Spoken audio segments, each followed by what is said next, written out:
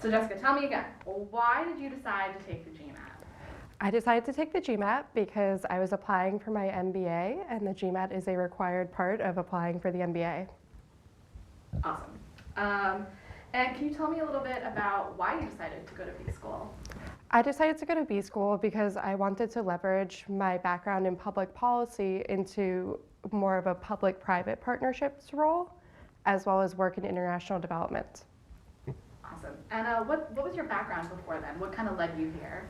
So I started my career working at the United Nations as a project consultant. I then was a Peace Corps volunteer in Ukraine, so I worked in education development.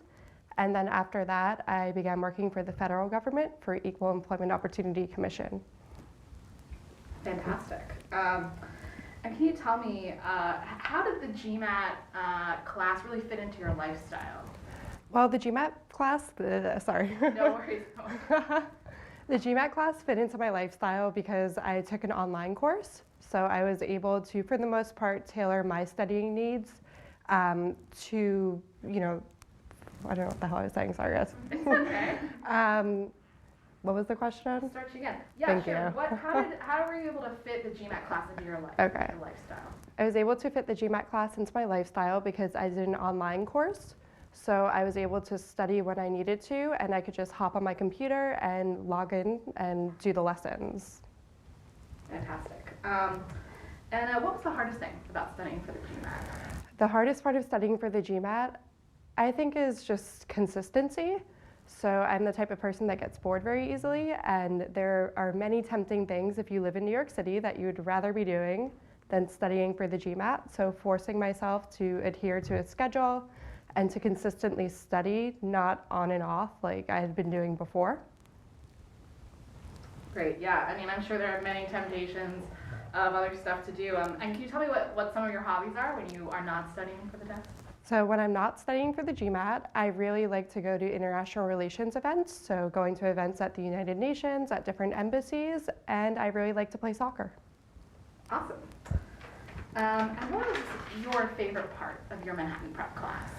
My favorite part of my Manhattan Prep class was my instructors. So I took a class with Stacy and Logan, and they were really funny and innovative and creative, both in different ways. I think they kind of balanced each other out.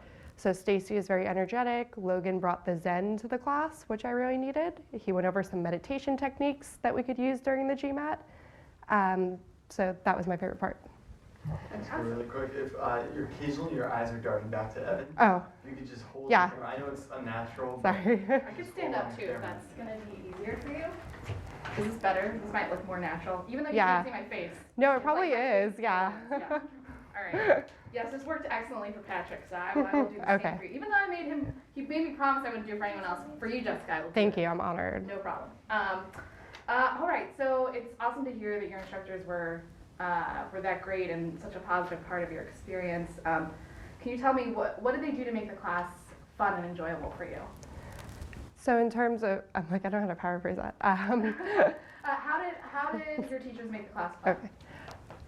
My instructors made the class fun by making jokes, which is much appreciated. Especially, I didn't think that we were going to be able to have that type of communication in an online class, but we were still able to crack jokes. Also, just, yeah, that's all I got. I'm like, it wasn't that fun. The GMAT isn't fun. No, it's great. I mean, it was great to hear some specific things about your instructors. Let's keep talking specifically about your instructors, Stacy and Logan. What kind of vibe did Stacy and Logan bring to the class? Stacy and Logan were super energetic. Logan brought the Zen side to the class. So he went over different meditation techniques. He went over breathing techniques that we could utilize during the test. I remember that he taught us that if you were feeling stressed out, you could put your hands above your head like this, and you would look like a psychopath. But it really was helpful in the middle of the test when I was getting really tired and thought that I was just gonna have to bomb out on a section. Put my hands above my head and felt like I could do it. So thank you, Logan, for that. There was some rustling when we did. Sorry. Oh, yes. It was so good. So good. Your arm action is still excellent. So tell me, what did your Manhattan Prep class make you better at? My Manhattan prep class made me better at being organized, which is something that I definitely still need to improve.